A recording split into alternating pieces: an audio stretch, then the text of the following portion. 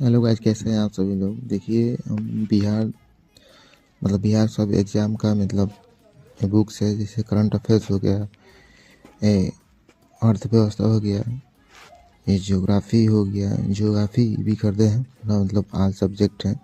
और इसमें भारतीय राज्य व्यवस्था अंतर्राष्ट्रीय है, इसमें हिस्ट्री है, इतिहास मतलब, और इसमें मैप जो है ज्योग्राफी का मैप करते हैं। और ये फिजिक्स है। फिर इसके बाद इसमें बायोलॉजी है। सब सब्जेक्ट खरीद लिए।